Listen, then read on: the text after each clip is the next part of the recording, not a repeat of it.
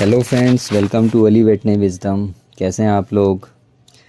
हालांकि डेयरी की जो मैं वीडियोस बनाता हूँ उसमें व्यूज़ इतने नहीं आते हैं जितनी पोल्ट्री की वीडियोस में आते हैं। इसकी एक वजह जो मुझे समझ में आती है वो ये आती है कि डेयरी का जो फार्मर है वो ज़्यादा इंटरेस्टेड नहीं रहता है सीखने में या नॉलेज में। वो जिस ढर्रे से चल रहा है वो उसी को ही ठीक समझता है। लेकिन पंजाब के फार्मर्स, मुझे ये कहना पड़ेगा कि वो काफ़ी आगे हैं और सीखने का उनमें एक जज्बा है। अक्सर पंजाब से कॉल्स आते रहते हैं मुझे, और अच्छे फार्मर जो बड़ी फार्मिंग कर रहे हैं, काफ़ी सालों से फार्मिंग कर रहे हैं, उनके साथ डिस्कशंस होते हैं। तो वो मेरी वीडियो देखते हैं, पूरी वीडियो देखते हैं। मैं उनका धन्यवाद करता हूँ। और मुझे उनकी जो सीखने की ललक है, उन्हें जो सीखने का एक जुनून है नॉलेज का, वो मुझे बहुत अच्छा लगता है। और उसी की वजह से वो इतना तरक्की डेयरी फार्मिंग में कर भी गए हैं। तो ऐसे ही एक फार्मर हैं लुधियाना से, मेरे पास कॉल आया था, उनसे मेरा डिस्कशन हो रहा था इसी चीज़ पर। वो डिस्कस कर रहे थे ग्लूकोज़ के बारे में, ग्लूकोज़ का मेटाबॉलिज्म हमारी काउस के अंदर कैसे होता है। ये एक ट्रेंडिंग टॉपिक है और हॉट टॉपिक है जो आजकल डेयरी फार्मर्स जिसे डिस्कस करने लगे हैं। मतलब मैं कहूँगा यहाँ पर इस बात को कि हालांकि ये बात कहनी नहीं चाहिए, हो सकता है अजीब लगे और कुछ लोगों को बुरा भी लगे, कि जो कुछ न्यूट्रिशन के प्रोफेसर्स भी इतना नहीं जानते होंगे जितना कुछ पंजाब के डेयरी फार्मर्स जानते हैं। क्योंकि मैं उनसे डिस्कशन करता रहता हूँ तो मुझे आइडिया होता है। तो उसी सिलसिले में मैंने सोचा कि एक वीडियो इस पर बनाई जाए और आप लोगों के साथ शेयर की जाए। एनर्जी मेटाबॉलिज्म या मेटाबोलाइजेबल एनर्जी जो फीड में हम अपने डेयरी एनिमल्स को देते हैं, उसका महत्व बहुत कम आंका गया है, उसे काफ़ी इग्नोर किया गया है। मतलब ट्रेडिशनल जो न्यूट्रिशन की हम बात करते हैं या लोगों को बताते हैं इसके बारे में, उसे इग्नोर एक करके रखा जाता है। ज़्यादातर बात प्रोटीन की होती है। हमेशा प्रोटीन के बारे में पूछा जाता है कि इस राशन में, इस दाने में कितना प्रोटीन है। प्रोटीन भी एक्चुअली जाकर अगर अमाइनो एसिड्स प्रोटीन बनाने के लिए यूज़ नहीं हो रहे हैं तो वो भी मेटाबोलाइजेबल एनर्जी का हिस्सा बनते हैं। तो उसी को लेकर मैंने और पंजाब के फार्मर्स को एक उनकी नॉलेज के लिए एक ट्रिब्यूट बनाने की कोशिश की है मैंने। बेहतर पशुओं के चयन के चलते डेयरी पशुओं में दूध उत्पादन की आनुवंशिक क्षमता लगातार बढ़ रही है। बायोइन्फॉर्मेटिक्स विज्ञान और मॉलिक्यूलर सिलेक्शन मार्कर पहचान के उपयोग से इस उत्तम पशुओं की चयन प्रक्रिया को और तेज किया जा रहा है, जो आनुवंशिक सुधार की अभूतपूर्व गति को दर्शाता है। इस बढ़े हुए दूध उत्पादन को बनाए रखने के लिए पशुओं को उच्च पोषण स्तर की जरूरत होती है, जिसमें सभी आवश्यक पोषक तत्व सही अनुपात में शामिल होने चाहिए। लेकिन अफसोस की बात है कि कई किसान पशु पोषण के तेजी से विकसित हो रहे विज्ञान के बारे में नहीं जानते, जिससे फीड बनाने में गलतियां होती हैं। अच्छे से अच्छा पोषण देने की कोशिशों के बावजूद किसान अक्सर अपने पशुओं की पोषण संबंधी जरूरतों को ठीक से नहीं समझ पाते, जिसके चलते उनके पशुओं को संतुलित आहार नहीं मिल पाता। IMN पायरोफोर्स डेयरी किसानों की पोषण संबंधी प्रोटोकॉल का ऑडिट करके और उनके डेयरी पशुओं की जरूरतों के अनुसार उपयुक्त फीडिंग प्रोटोकॉल तैयार करके उनकी मदद करता है। हम कम से कम प्रोडक्ट के उपयोग को प्राथमिकता देते हैं और पशु के दूध उत्पादन के चरण के आधार पर केवल आवश्यक पोषक तत्वों की सिफारिश करते हैं। हमारा काम तब शुरू होता है जब पशु बछड़े के जन्म के आसपास ट्रांजिशन चरण में प्रवेश करते हैं। यह वो समय होता है जब पशुओं को संतुलित पोषक तत्वों की सबसे अधिक आवश्यकता होती है, ताकि वह ठीक से और बिना बीमार हुए दूध उत्पादन वाले चरण में प्रवेश कर सके। बछड़े के जन्म की तारीख से अपेक्षाकृत 3 हफ्ते पहले हम नेगेटिव डीकैड प्रभाव को बनाने और जरूरी कैल्शियम जुटाने के लिए एक ट्रांजिशन फीड कार्यक्रम शुरू करते हैं, जो बछड़े के पैदा होने तक दिया जाता है। इस ट्रांजिशन फीड का आधार होता है हमारा सर्वोत्तम उत्पाद क्लोरोमेट। इसके बाद बछड़े के जन्म के दिन कैल्सीगेन का घोल पशु को बछड़ा पैदा होने के तुरंत बाद पिलाया जाता है। यह घोल पशु के खोए हुए इलेक्ट्रोलाइट्स, खनिजों और ऊर्जा की भरपाई करता है, जिससे बछड़े के जन्म की प्रक्रिया सुचारू होती है और इससे पशु तुरंत फीड खाना शुरू कर देता है। ब्याने के बाद जब पशु कैल्सीगेन का घोल पी लेता है तो पहले दिन से ही हमारा खास तौर पर तैयार किया गया लैक्टेशन फीड दिया जाता है, जिसे रुमेनिया, पायरोसैक और पायरोमिन के साथ संतुलित करके तैयार किया जाता है। इस फीड को पशु बड़े चाव से खाता है। पहले 7 से 10 दिनों में पशु को 2 चुनौतियों का सामना करना होता है, एक हाइपोकैल्सीमिया और दूसरा कीटोसिस। इन्हें रोकने के लिए हम मेटाक्योर और कीटोफेंड का उपयोग करते हैं, जो अधिकतम दूध उत्पादन हासिल करने के लिए और बनाए रखने के लिए जरूरी होते हैं। हमारे फार्मूलेशन से बनाया गया लैक्टेशन फीड पशु के ड्राई मैटर इनटेक में कमी नहीं आने देता। इस पोषण और प्रबंधन के चलते एक बार पशु ट्रांजिशन के इन 42 दिनों के फेर से ठीक से निकल जाता है तो आगे दिक्कत नहीं आती। इसके बाद तो फार्मर को सिर्फ हमारा फॉर्मुलेट किया हुआ पशु आहार देना होता है और दूध लेना होता है।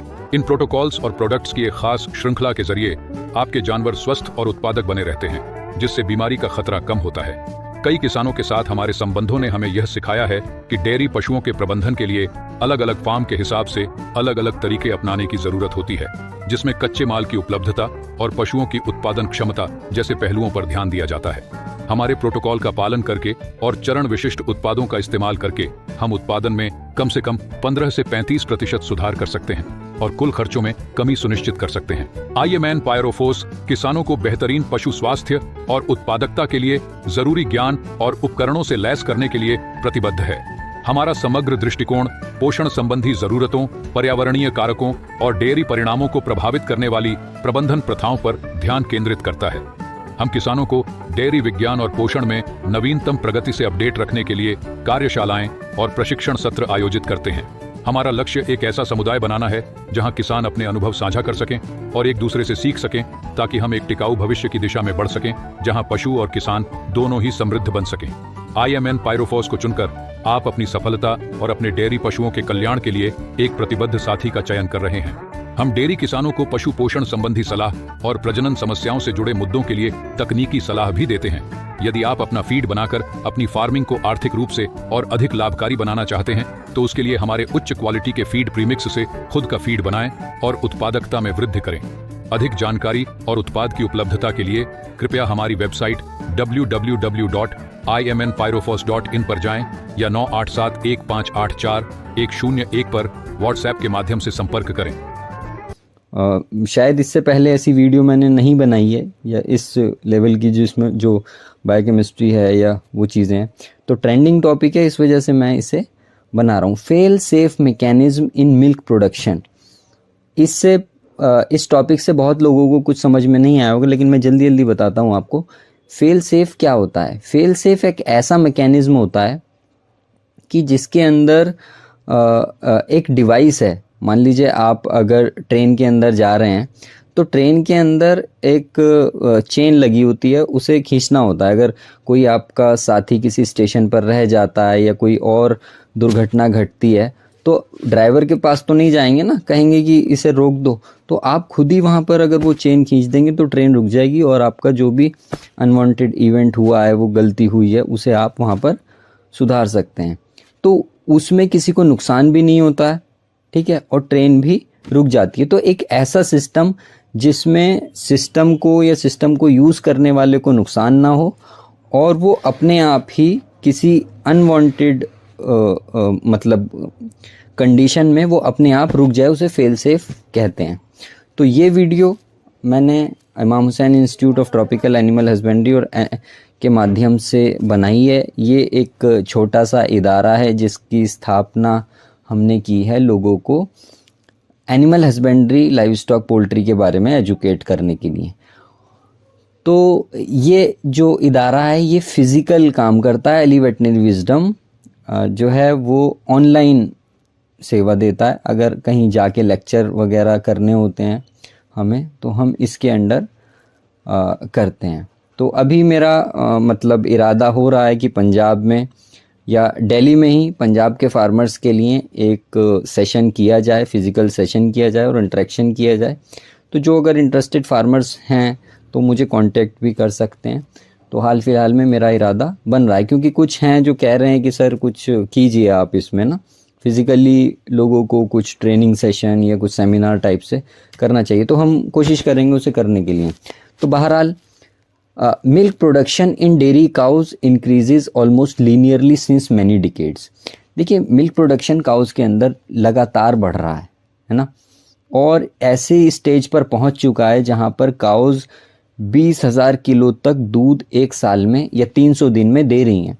देखिए, ये जो रिसर्च है ये 2020 में पब्लिश हुई है, अभी 3 साल पहले। तो ये रिसर्चेज इस बारे में होने लगी हैं कि 20,000 किलो दूध देने वाले एनिमल्स को मैनेज करने में क्या क्या टेक्निकल चैलेंजेस आते हैं और उनकी क्या क्या एनवायरमेंटल इम्प्लिकेशंस होती हैं। तो ये अब सिर्फ इसकी बात नहीं रह गई है कि एक आध एनिमल ऐसा है कि जो इतना दूध दे रहा है। तो 20,000 किलो का मतलब यह है कि वो एनिमल अगर 300 दिन दूध देता है तो रोज़ 66 किलो दूध वो दे रहा है ऑन एन एवरेज। तो 66 किलो दूध को लेना एक बहुत ही मतलब एक चैलेंजिंग काम है। तो उसके लिए जो कंडीशंस प्रोवाइड करनी है, जो न्यूट्रिशन प्रोवाइड करना है, जो एनर्जी प्रोटीन उसे देना है, वो एक चैलेंज बन जाता है। लेकिन उस दूध को प्रोड्यूस करना, उस जेनेटिक्स को लेकर आना, ये ज़्यादा चैलेंजिंग नहीं है, ये ज़्यादा कठिन काम नहीं है। हर साल इम्प्रूवमेंट जेनेटिक्स में हो रहे हैं। तो future dairy farms will need to become smarter, profitable and high yielding to continuously improve the sustainability of milk production। अगर मिल्क प्रोडक्शन को बनाए रखना है, इस इंडस्ट्री को सर्वाइव करवाना है, तो हमें स्मार्टर बनना पड़ेगा, ज़्यादा प्रॉफिटेबल फार्म बनाने पड़ेंगे और हाई यील्डिंग एनिमल्स हमें अपने यहाँ रखने पड़ेंगे। तो उसके लिए हम उन चैलेंजेस से कैसे निपटेंगे, तो उसी एक चैलेंज के बारे में हम इसमें बात करेंगे। तो सस्टेनेबिलिटी को बनाए रखने के लिए हमें ज़्यादा प्रोडक्शन वाले एनिमल्स की रिक्वायरमेंट अब होगी। तो उन्हें मैनेज करना भी एक चैलेंज है। तो उसे टेक्निकली कैसे हम हैंडल करेंगे, उसके बारे में फार्मर्स को सोचना चाहिए।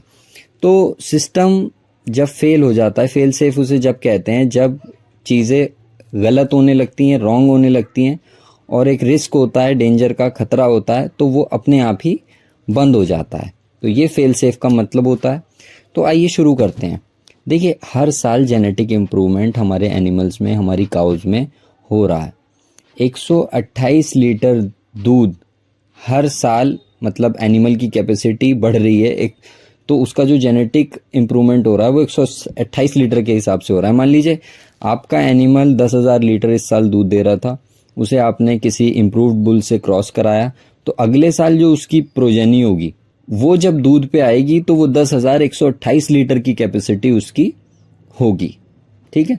तो करंट बेस्ट काउज जो हैं, मतलब जो हर्ड्स हैं, वो लगभग 20 टन पर हेड पर ईयर के हिसाब से दूध देते हैं। And that will become the average heard performance of the intensive dairy farms in 2030। तो 2030 तक ये जो काउज हैं ये नॉर्मल होने वाली हैं, मतलब ये नॉर्मली आपको दिखेंगी, इनके हर्ड्स आपको नॉर्मल दिखेंगे। वो हर्ड्स जिनका एवरेज 20,000 किलो या 20 टन पर ईयर होगा। तो अगर आपको 1 लाख किलो दूध प्रोड्यूस करना है या 100 टन दूध प्रोड्यूस करना है, तो 10 गाय आपके लिए काफ़ी हैं आपके फार्म में। मतलब साल में आप 1 लाख किलो दूध प्रोड्यूस कर सकते हैं। तो 2030 तक, और पंजाब में तो अभी भी ऐसे एनिमल्स हैं जिनका पीक प्रोडक्शन मतलब 80, 82, 85 लीटर तक चला जाता है। तो और इसके अलावा जो और प्रीमियम काउज हैं जिनकी जेनेटिक्स और हाई हो चुकी है, वो लगभग 35,000 किलो पर ईयर तक दे रही हैं। और ये मैं ऐसे ही डाटा नहीं बता रहा हूँ, ये प्रॉपर रिसर्चेज, जैसा मैंने अभी रिसर्च पेपर दिखाया, उनमें ये वाले एनिमल्स हैं जो इतना दूध दे रहे हैं। तो उन्हीं के बुल्स से मतलब उन्हीं के बुल्स को लाया जा रहा है और उन्हीं के बुल्स से आगे मतलब सीमेन सप्लाई करके बहुत तेज़ी से जेनेटिक इम्प्रूवमेंट हो रहा है। तो दूध हालांकि सिर्फ जेनेटिक्स पर डिपेंड नहीं करता है, जेनेटिक्स दूध का एक पार्ट होती है, मिल्क प्रोडक्शन का एक पार्ट होती है। जेनेटिक्स के अलावा एनवायरनमेंट और हिपेटिक एंड इंटरमीडिएटरी जो मेटाबॉलिज्म होता है, जो लीवर के अंदर उसका मेटाबॉलिज्म हो रहा है, उसमें न्यूट्रिएंट का इन्फ्लक्स कितना है, आउटफ्लक्स कितना है, वहाँ से कितना निकल के जाता है, उसके ऊपर डिपेंड करता है।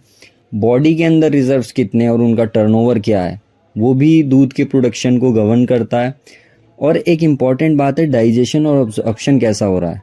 तो इसके बाद मेमोरी ग्लैंड और उसकी कैपेसिटी के बारे में आता है कि वो कितना दूध सिंथेसाइज कर सकती है। ये डिपेंड करता है कि जो एल्व्यूलर सेल्स हैं मेमोरी ग्लैंड के अंदर, वो कितने न्यूट्रिएंट्स को बनाती हैं, कितना लैक्टोज, प्रोटीन, फैट वगैरह जो भी दूध में आना है वो कितना बना सकती हैं। ये मेमोरी ग्लैंड की कैपेसिटी के ऊपर डिपेंड करता है। इसके बाद र्यूमन फर्मेंटेशन, कि र्यूमन के अंदर फर्मेंटेशन कैसा हो रहा है, उसका इकोसिस्टम, उसके अंदर माइक्रोब्स कौन कौन से हैं जो कि तेज़ी से डाइजेशन को करते हैं। कार्डियक आउटपुट और ब्लड फ्लो, ब्लड का वॉल्यूम कितना है, पैरासाइट्स तो नहीं है अंदर, जो उस ब्लड को के वॉल्यूम को कम कर रहे हैं, हीमोग्लोबिन ठीक बन रहा है कि नहीं बन रहा। और इसके बाद फीड रिसोर्सेज हैं, फीड इनटेक कितना है। फीड इनटेक एक अहम पॉइंट होता है, क्योंकि एनिमल जब उसे पीक प्रोडक्शन पे आना होता है उस टाइम वो फीड इनटेक कम कर देता है, और ओवरऑल मैनेजमेंट। तो ये सारी चीज़ें हैं कि जो जिसके ऊपर दूध का प्रोडक्शन निर्भर होता है जेनेटिक्स के साथ साथ। तो इसमें एनर्जी एक बहुत अहम रोल प्रोड्यूस करता है, और जब भी एनर्जी की बात आती है तो ग्लूकोज की बात होती है। लेकिन हमारे एनिमल्स में जो रूमिनेंट्स होते हैं उनके अंदर ग्लूकोज की इतनी अहमियत नहीं होती है, क्योंकि रूमेन के अंदर फर्मेंटेशन होता है, उससे वॉलेटाइल फैटी एसिड बनते हैं। वो volatile fatty acid directly animal as a energy source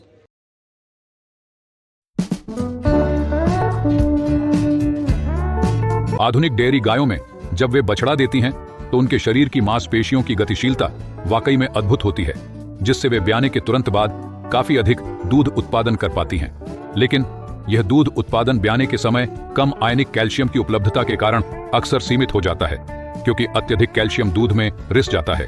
इस स्थिति को हाइपोकैल्सीमिया कहा जाता है, और यह आमतौर पर डेयरी गायों और भैंसों में ब्याने के समय देखी जाती है। इसके परिणाम स्वरूप गंभीर कैल्शियम की कमी के मामलों में मांसपेशियों के कार्य जैसी सभी कैल्शियम निर्भर गतिविधियां कम होने लगती हैं या रुक भी सकती हैं।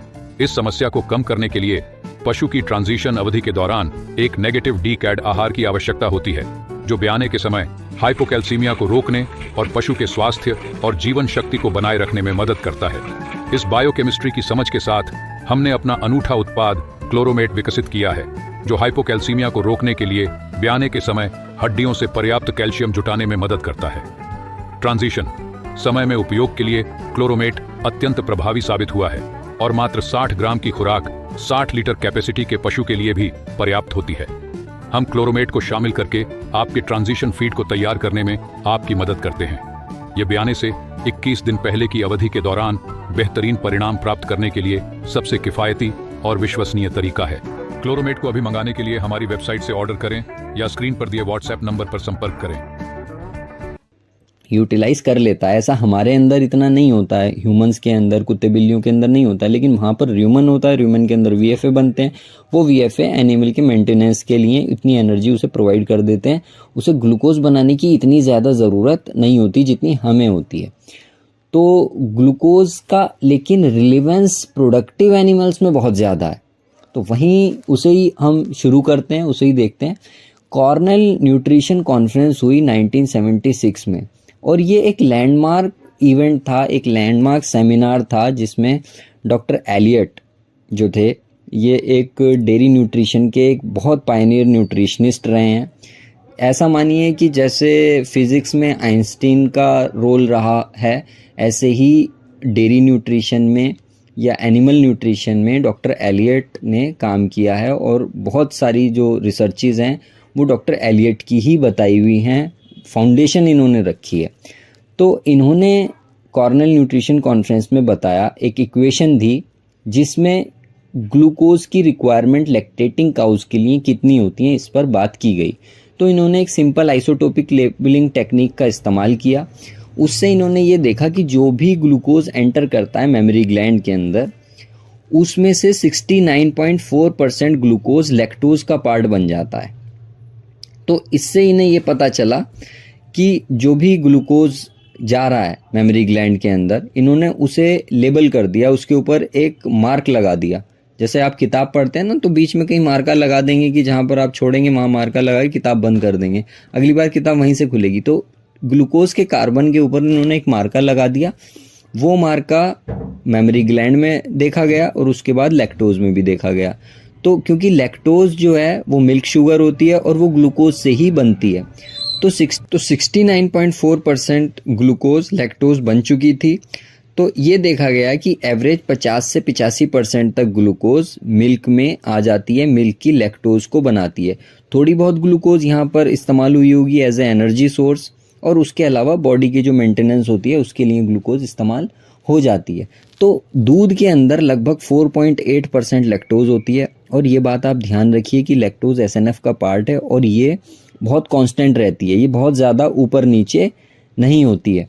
अगर मैस्टाइटिस वगैरह या कोई और ऐसी बीमारी नहीं है दूध के अंदर, तो लैक्टोज का परसेंटेज बहुत ज़्यादा ऊपर नीचे नहीं होता, वो इतना ही रहता है। तो एवरेज 4.8% लैक्टोज होती है और ये 70% ग्लूकोज को जो मेमोरी ग्लैंड के अंदर आ रहा है उसे रिप्रेजेंट कर रही है ना। तो हम आसानी से निकाल सकते हैं कि हमारी काऊ की ग्लूकोज रिक्वायरमेंट कितनी होगी। तो 30 केजी दूध अगर एक काऊ प्रोड्यूस कर रही है एक दिन में, तो उसकी जो ग्लूकोज रिक्वायरमेंट है वो लगभग 2 किलो की रिक्वायरमेंट उसे होगी। मतलब मेमोरी ग्लैंड्स को 2 किलो ग्लूकोज चाहिए 30 किलो दूध में लैक्टोज को बनाने के लिए। तो लैक्टोज से हम बेसिकली दूध का वॉल्यूम डिटरमाइन कर सकते हैं क्योंकि वो तो कांस्टेंट है। तो अगर glucose 2 kilo glucose memory gland को चाहिए तो उस हिसाब से हम ये बता सकते हैं कि भाई 30 किलो दूध देगी, 32 किलो देगी, 35 किलो देगी। तो इस हिसाब से ग्लूकोज के माध्यम से हम एनिमल की पीक प्रोडक्शन बढ़ा सकते हैं और एनिमल की पीक प्रोडक्शन जब बढ़ेगी तो फिर एनिमल की टोटल लैक्टेशन भी बढ़ती है क्योंकि ब्लड शुगर जो होती है वो बेसिकली ग्लूकोज ही होती है। तो ज़्यादातर ग्लूकोज प्रोडक्टिव एनिमल में मेमोरी ग्लैंड में जाके लैक्टोज बना लेती है जो दूध का हिस्सा बन जाती है। दूसरी जो ग्लूकोज बचती है वो बॉडी ऑर्गन्स इस्तेमाल करते हैं as a source of energy. मान लीजिए एनिमल दूध नहीं दे रहा है या कम दे रहा है तो वो जाकर फिर फैट भी बन जाती है और एनिमल की बॉडी स्कोरिंग को बढ़ाती है।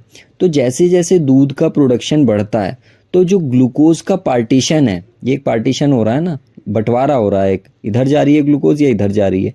अब एनिमल का प्रोडक्शन बढ़ता जा रहा है तो ग्लूकोज का जो डाइवर्जन है, जो परसेंटेज है, जो बंटवारे का परसेंटेज है वो मेमोरी ग्लैंड की तरफ बढ़ता रहता है।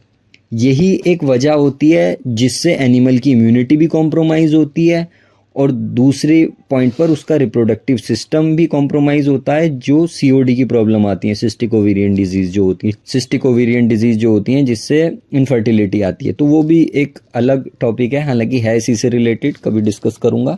तो मिल्क प्रोडक्शन जैसे जैसे बढ़ता है तो ग्लूकोज का पार्टीशन मेमोरी ग्लैंड की तरफ बढ़ने लगता है और बॉडी टिश्यूज़ की तरफ घटने लगता है।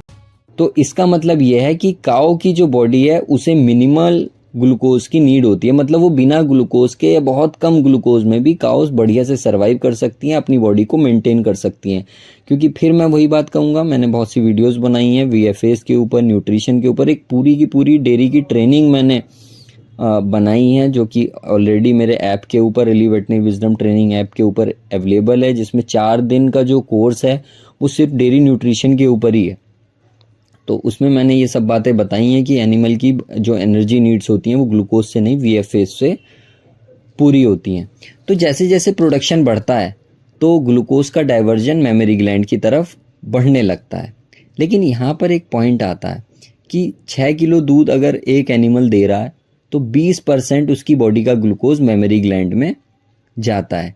वहीं अगर उसका प्रोडक्शन 25 किलो हो जाता है तो 90% जो बॉडी का ग्लूकोज है वो मेमोरी ग्लैंड की तरफ डाइवर्ट होने लगेगा।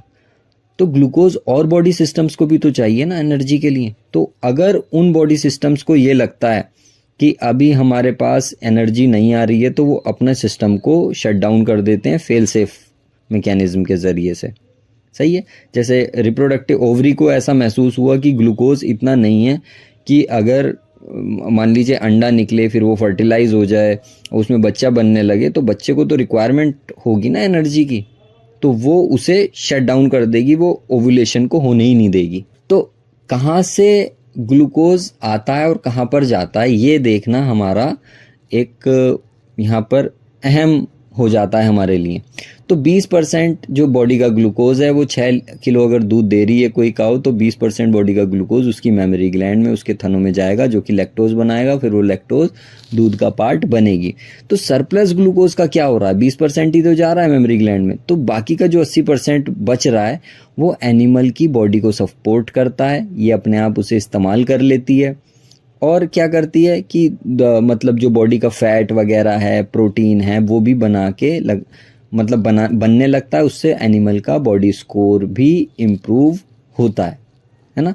इसे ऐसे समझिए कि जैसे आपके बच्चे हैं, मान लीजिए 2 या 3 बच्चे हैं, तो एक 6th क्लास में, एक 7th क्लास में, एक 10th क्लास में। तो जो 10th क्लास में होगा उसे आप ज़्यादा ध्यान देंगे, उसे रिसोर्सेज भी ज़्यादा देंगे, उसके ट्यूशन भी अच्छे लगवाएंगे, उस पर पैसा भी ज़्यादा खर्च करेंगे कि भाई वो 10th में है। और 6th और 7th वालों को इतना ध्यान नहीं देंगे, क्योंकि अभी उनकी छोटी क्लासेस हैं, उन पे कम खर्चा भी करेंगे तो कोई नहीं, मतलब वो नहीं है। जब वो 10th में आएंगे तो उन्हें भी इसी टाइप से वो किया जाएगा। तो इस टाइप से बॉडी भी पार्टीशनिंग कर देती है। तो मेंटेनेंस के लिए बाकी जो ग्लूकोज है वो मेंटेनेंस के लिए यूज़ होता है, बॉडी स्कोरिंग या अपना वेट बढ़ाने के लिए एनिमल उसे यूज़ करने लगता है।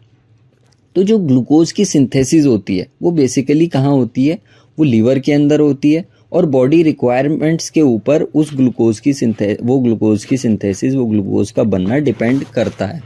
तो किस किस चीज़ के लिए चाहिए, एनिमल की ग्रोथ रिक्वायरमेंट्स हैं, वो बढ़ रहा है। मान लीजिए हीफर है, हीफर को आपने प्रेग्नेंट करा दिया, तो प्रेग्नेंट तो करा दिया लेकिन वो बढ़ भी तो रही है ना, उसकी ग्रोथ भी हो रही है, तो वो ग्रोथ के लिए भी चाहिए। सबसे ज़्यादा ग्लूकोज अहम होता है मिल्क सिंथेसिस के लिए, दूध के बनाने के लिए हमें ग्लूकोज चाहिए, उससे लैक्टोज बनेगा, और लैक्टोज मिल्क का पार्ट है। लैक्टोज कम होगा तो दूध कम हो जाएगा, क्योंकि वो कांस्टेंट रहता है लैक्टोज।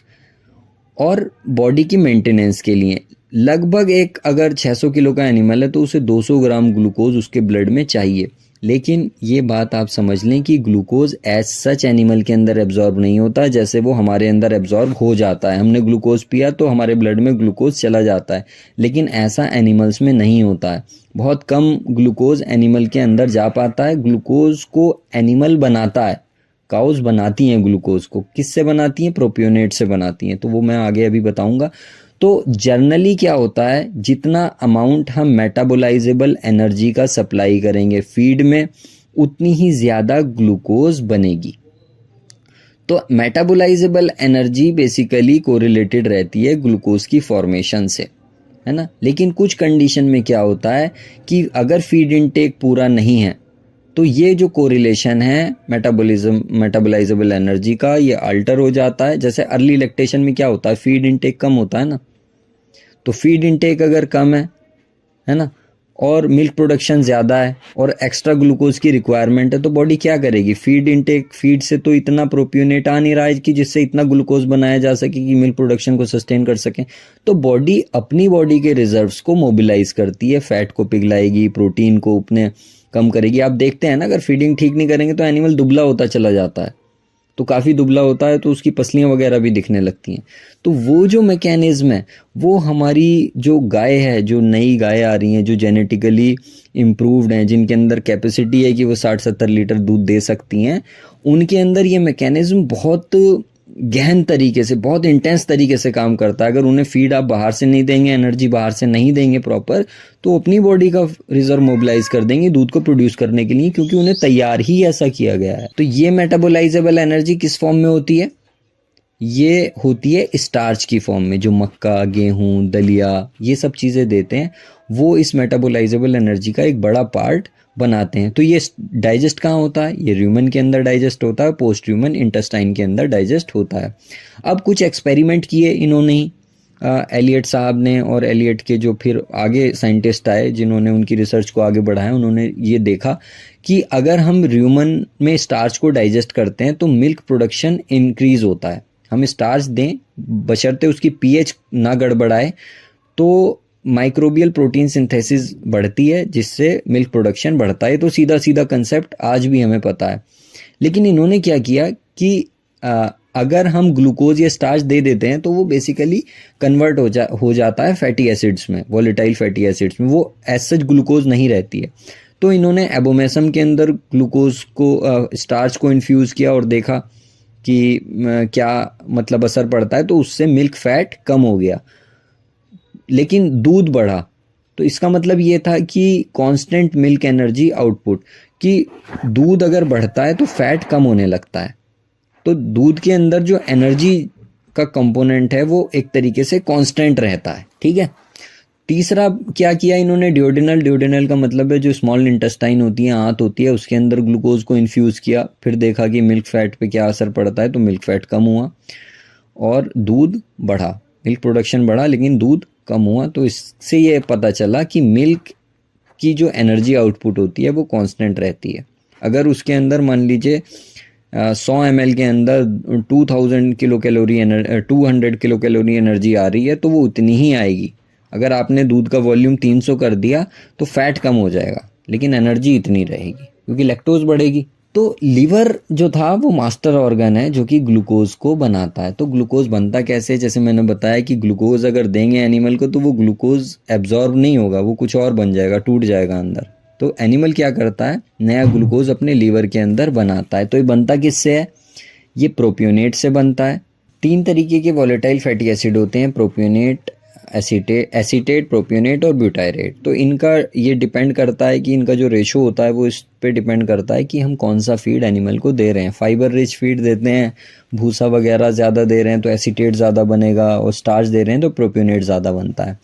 तो प्रोपियोनेट मेन प्रिकर्सर होता है, कंपोनेंट होता है जो लीवर के अंदर जाकर ग्लूकोज को बनाता है। इसके अलावा कुछ ग्लूकोजेनिक अमाइनो एसिड्स होते हैं, जो प्रोटीन आप देते हैं ना, या माइक्रोबियल प्रोटीन है, अगर वो प्रोटीन एज सच इस्तेमाल नहीं हो रहा, उसके अमाइनो एसिड प्रोटीन बनाने के लिए इस्तेमाल नहीं हो रहे हैं, तो वो भी जाकर ग्लूकोज को बनाते हैं। इसके अलावा लैक्टेट, ग्लिसरॉल, ब्यूटायरेट और वेलरेट, ये सब चीज़ें भी ग्लूकोज बनाती हैं। लेकिन प्रोपियोनेट सबसे ज़्यादा इसकी भागीदारी होती है ग्लूकोज को बनाने में, और लगभग 76% जो ग्लूकोज बनता है लीवर के अंदर, या इससे भी ज़्यादा ऑन एन एवरेज बताया जा रहा है, तो वो लीवर के अंदर जो ग्लूकोज बन रहा है 76% से ज़्यादा, उसका 76% जो लीवर के अंदर ग्लूकोज बन रहा है वो प्रोपियोनेट से बनता है। तो प्रोपियोनेट की अहमियत है, तो propionate represent the important metabolic link between metabolizable energy intake और लीवर ग्लूकोज प्रोडक्शन। तो लीवर के अंदर जो ग्लूकोज प्रोडक्शन हो रहा है और मेटाबोलाइजेबल एनर्जी जो हम फीड में दे रहे हैं, उनके बीच में एक इम्पॉर्टेंट लिंक होता है प्रोपियोनेट का। ठीक है, जैसे जैसे मेटाबोलाइजेबल एनर्जी बढ़ाएंगे, प्रोपियोनेट का प्रोडक्शन बढ़ेगा, प्रोपियोनेट का प्रोडक्शन बढ़ेगा तो ग्लूकोज का प्रोडक्शन भी बढ़ेगा, ग्लूकोज का प्रोडक्शन बढ़ेगा तो लैक्टोज बढ़ेगी, लैक्टोज बढ़ेगा तो मिल्क बढ़ेगा, है ना। लेकिन अंडर न्यूट्रिशन अगर है एनिमल, या तो वो इतना खा नहीं रहा है या आप उसे इतना दे नहीं रहे हैं, 2 ही पॉइंट होते हैं, तो उसमें प्रोपियोनेट सप्लाई डिस्टर्ब हो जाती है, रिड्यूस हो जाती है। तो जब प्रोपियोनेट कम होता है तो दूसरे जो ग्लूकोजेनिक प्रिकर्सर्स होते हैं, जिनका पिछले अभी स्लाइड में मैंने बताया, जैसे लैक्टेट है, ग्लिसरॉल है, अमाइनो एसिड है, ये बॉडी टिश्यू से मोबिलाइज होने लगते हैं और ग्लूकोज प्रोडक्शन इनसे होता है। लेकिन इतना नहीं हो पाता जितना प्रोपियोनेट से होता है, होगा इनसे लेकिन इतना नहीं होगा जितना प्रोपियोनेट से हो रहा था। तो ये कहाँ से आती हैं ये चीज़ें, लैक्टेट बॉडी टिश्यूज से आता है, मसल्स से आता है, मसल्स के अंदर ग्लाइकोजन है, तो मसल्स के अंदर जब ग्लाइकोजन एक तरीके से जब रिक्वायरमेंट बढ़ती है तो वो लैक्टेट बनाती हैं, ग्लिसरॉल वगैरह बनाती हैं, अमाइनो एसिड्स रिलीज होते हैं। जो एनिमल दुबला हो जाता है ना, आप सोचते हैं कि एनिमल तो दूध दे ही रहा है, मैं कुछ भी फीडिंग कर रहा हूँ, ऐसा नहीं है। और ख़ासकर जो हमारे ये जेनेटिकली इम्प्रूव्ड एनिमल्स हैं जिनकी बात हम कर रहे हैं, जो पंजाब वगैरह में पाए जाते हैं, 40-40, 50-50 लीटर तक दूध देते हैं, इनके साथ यही है। इन लोग ये समझते हैं ज़्यादातर कि हम इनकी फीडिंग ठीक कर रहे हैं, लेकिन दरअसल ये बने ही ऐसे हैं कि अपनी बॉडी के टिश्यूज़ को मोबिलाइज करना इनके जेनेटिक्स में है, समझे। तो ये दुबले हो जाते हैं दूध देने के लिए, तो हमें उन्हें दुबला नहीं होने देना है। जब दुबले हो जाएंगे, बॉडी के अंदर एनर्जी का एक सिस्टम बिगड़ जाएगा, डिस्टर्ब हो जाएगा, तो फिर फर्टिलिटी नहीं रहती है एनिमल के अंदर, और फर्टिलिटी नहीं है तो दूध तो एनिमल देगा ही। हमें जो काम करना है फर्टिलिटी पे करना है, उससे बच्चा लेना है, बच्चे के बाद ही तो दूध देगा ना। तो प्रोपियोनेट मेन ग्लूकोज प्रिकर्सर होता है जिसकी हमें सप्लाई बरकरार रखनी पड़ती है दूध को बनाए रखने के लिए। ये प्रोपियोनेट आता है मेटाबोलाइजेबल एनर्जी से, जो कि हम एनिमल को देते हैं। तो प्रोपियोनेट के बाद amino acid second most important glucose precursor होते हैं, लेकिन अमाइनो एसिड बहुत कॉस्टली होते हैं। बॉडी का प्रोटीन को बनाने में, अमाइनो एसिड बनाने में बहुत एनर्जी लगती है। अगर मान लीजिए आपकी मसल्स वो होती हैं, आप फीडिंग ठीक नहीं कर रहे हैं और मसल्स पिघल रही हैं या मसल्स कम हो रही हैं, अपना अमाइनो एसिड्स भेज रही हैं लीवर के अंदर, और लीवर में वो अमाइनो एसिड ग्लूकोज बना रहे हैं, तो आप इसे ऐसा समझ सकते हैं कि आप एक कोई बहुत महंगी पेंटिंग खरीद के लाए किसी आर्ट्स गैलरी से जाकर, मान लीजिए 50,000 रुपये की, और फिर रात में आपको ठंड लगने लगी, कहीं हैं आप, और आप उस पेंटिंग को जला के और हाथ तापने लगे, तो ये तो नहीं है ना। तो अमाइनो एसिड से ग्लूकोज का बनना ऐसा ही है, एक बहुत कीमती चीज़ से हम एक लेस वो बनाते हैं। फिर क्योंकि जब आपको प्रोटीन दोबारा चढ़ाना पड़ेगा तो फिर एनर्जी देनी पड़ेगी वो अमीनो एसिड बनाने के लिए, तो कहीं ना कहीं तो आपको कंपनसेट करना पड़ेगा ना।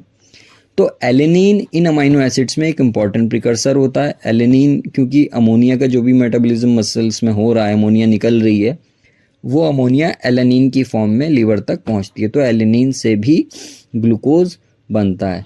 इसके अलावा जो लैक्टेट है, आपने कभी देखा होगा कि आप मान लीजिए कहीं घूमते घूमते ज़्यादा नहीं है, चलते नहीं हैं, और कभी आपको 2 किलोमीटर चलना पड़ जाए किसी भी वजह से, तो अचानक से अगर किसी दिन आप 2, 2.5, 3 किलोमीटर, 5 किलोमीटर चल लेंगे, उसके बाद जो आपके पैरों में एक दर्द होगा, एक खिंचाव होगा, एक आप उसे मोड़ नहीं पाएंगे, तो वो जो कंडीशन, वो तकलीफ़ की होती है, वो लैक्टेट की वजह से होती है। लैक्टेट बन जाता है आपके मतलब पैरों के अंदर या मसल्स के अंदर।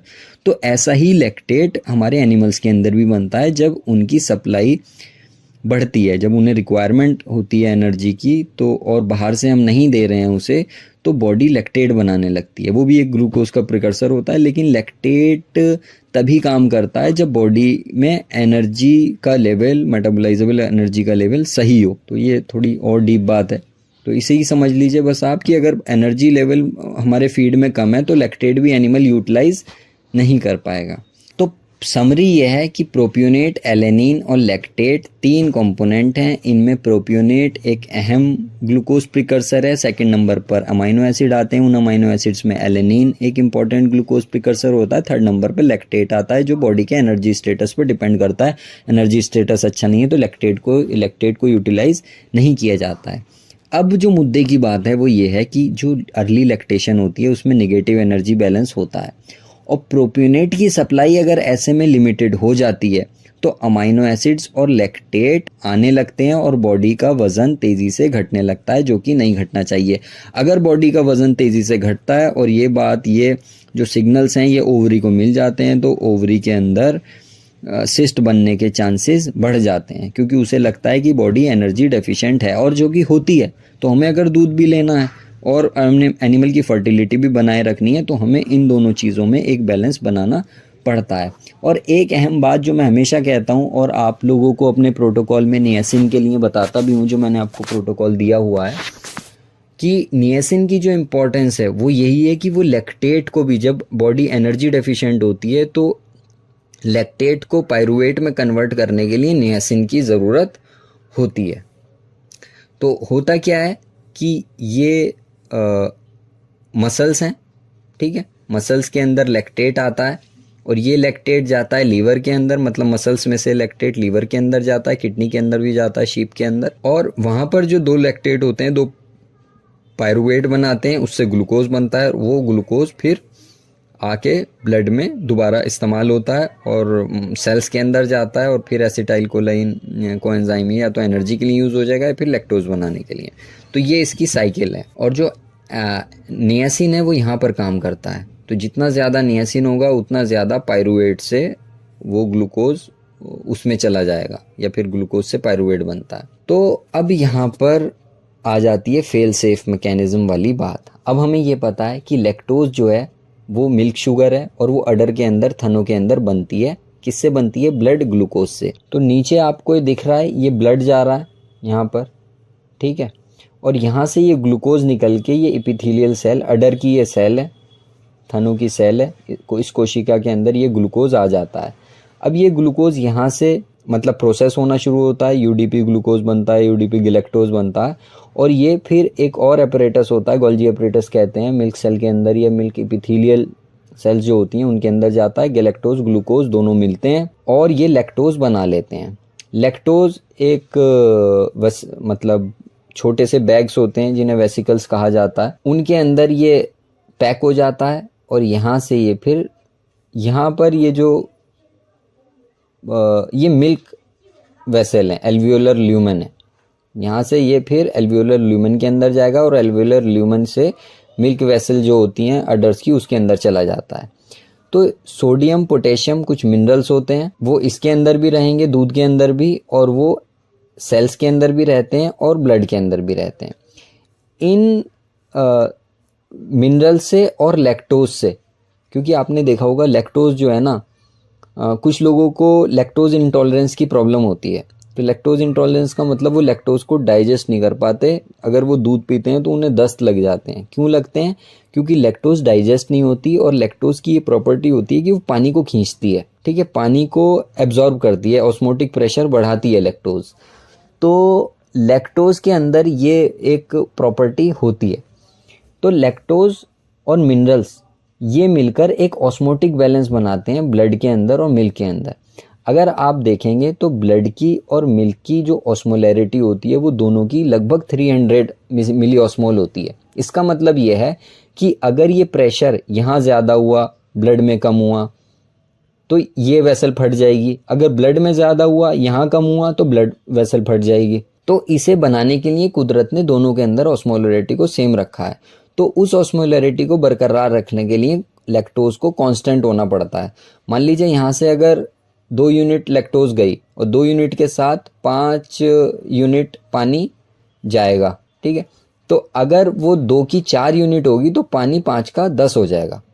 तो जितनी लैक्टोज जाती रहेगी उतना पानी यहाँ बढ़ता रहेगा, ताकि दोनों के बीच का, ब्लड के और मिल्क के बीच का प्रेशर एक बना रहे। और कई बार क्या होता है ना कि ये जो प्रेशर है मेस्टाइटिस वेस्टाइटिस में क्लोराइड व्लोराइड जैसे बढ़ जाता है, तो यहाँ पे प्रेशर बढ़ जाएगा और कभी ब्लड वेसल्स फट जाती हैं, ब्लड भी देखने को मिलता है हमें उसके अंदर, या दूध पतला आने लगता है। तो इसका मतलब उसका ऑस्मोटिक ग्रेडियंट बिगड़ जाता है।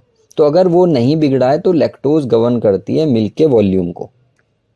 ये पॉइंट समझ में आ गया आपको? तो lactose determine the milk volume. तो जितनी ज़्यादा लैक्टोज होगी उतना ज़्यादा दूध बनेगा, क्योंकि इसे अपना ऑस्मोटिक बैलेंस जो है वो कांस्टेंट रखना है। तो अगर हमें दूध की सप्लाई, मतलब दूध के प्रोडक्शन को बढ़ाना है, वॉल्यूम को बढ़ाना है, तो हमें उसमें लैक्टोज को ऐड करना पड़ेगा। लैक्टोज कहाँ से ऐड होगी? लैक्टोज आएगी ग्लूकोज से। ग्लूकोज कहाँ से आएगा? बॉडी में जो एनर्जी स्टेटस है उससे ग्लूकोज बनेगा। जितना ज़्यादा ग्लूकोज बनेगा उतना ज़्यादा लैक्टोज बनेगी, उतना ज़्यादा दूध हमारा बढ़ेगा।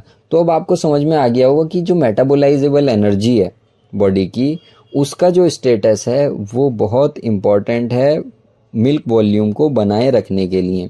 साथ साथ बॉडी स्कोरिंग को हमें बनाए रखना होता है कि हम बॉडी के जो प्रोटीन है या जो बॉडी स्कोर है उसे कम से कम हम मोबिलाइज होने दें, ताकि एनिमल का बॉडी स्कोर नीचे ना जाए, ओवरी को नेगेटिव सिग्नल्स ना मिलें, ताकि वो फर्टिलिटी अपनी बरकरार रखे।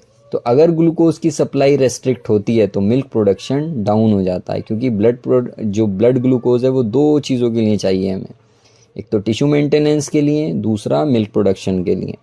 तो अब आप ये देख सकते हैं कि 2 kilo glucose 30 kilo milk production के लिए रिक्वायर्ड होती है। लेकिन जो उसका पार्टीशन है वो पार्टीशन अहम है, वो इस पे डिपेंड करेगा कि आप फीड में कितनी मेटाबोलाइजेबल एनर्जी दे रहे हैं, आपके बॉडी का, मतलब एनिमल की बॉडी का बॉडी स्कोर क्या है, बाकी मैनेजमेंट प्रैक्टिसेस कैसी हैं, और आप कितना उससे दूध लेना चाहते हैं। तो उसे मैनेज करना बहुत मुश्किल नहीं है। अब आपको ये सवाल का जवाब ढूंढना है कि कितनी मेटाबोलाइजेबल एनर्जी चाहिए जिससे 2 किलो ग्लूकोज बॉडी के अंदर प्रोड्यूस की जा सके, जिससे कम से कम 30 किलो दूध का तो एनिमल हम मेंटेन कर सकें। यहाँ पर इस बात को हम देखते हैं कि अगर ग्लूकोज कम हो रहा है, जो फेल सेफ मैकेनिज्म है, fail safe mechanism milk production के अंदर यही है कि ग्लूकोज अगर कम होती है तो ये मिल्क प्रोडक्शन को डाउन कर देता है।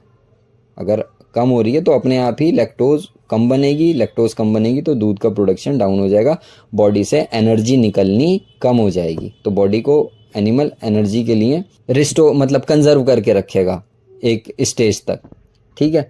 लेकिन आजकल के एनिमल जो जेनेटिकली इम्प्रूव हो रहे हैं वो दूसरी ही डायरेक्शन में अब जा रहे हैं। वो डायरेक्शन ये है कि अपनी बॉडी का एनर्जी वो लूज़ कर देते हैं, पूरी एनर्जी दूध देने में निकाल देते हैं। इसी बात का फ़ायदा फीड बनाने वाली कंपनियां उठाती हैं। वो प्रोटीन, हाई प्रोटीन वाला दाना देती हैं, एनर्जी उसमें इतनी नहीं होती है। एनर्जी आप किसी फीड के कट्टे पे लिखे हुए भी नहीं देखेंगे, अगर कहीं हैं तो आप मुझे दिखाइए। फैट ज़रूर होता है लेकिन एनर्जी कोई नहीं लिखता है। लेकिन एनर्जी ही वो कंपोनेंट है। अमाइनो एसिड जाएंगे, अमाइनो एसिड सीधा जाकर लीवर में ग्लूकोज बनाएंगे या फिर प्रोटीन बनाएंगे, प्रोटीन का पार्ट बनाएंगे। तो एनर्जी कहाँ से आएगी? एनर्जी बॉडी के टिश्यूज से आएगी। तो इस तरीके से दूध बढ़ता है, लेकिन वो दूध बढ़ा हुआ किसी काम का नहीं है, क्योंकि वो फर्टिलिटी को ख़राब करता है। तो दूध भी बढ़े, फर्टिलिटी भी ख़राब ना हो, यही आपका उद्देश्य होना चाहिए। तो कितनी है मेटाबोलाइजेबल एनर्जी चाहिए 2 किलो ग्लूकोज बनाने के लिए, ये आपका सवाल है, आप मुझे बताइएगा कमेंट्स में।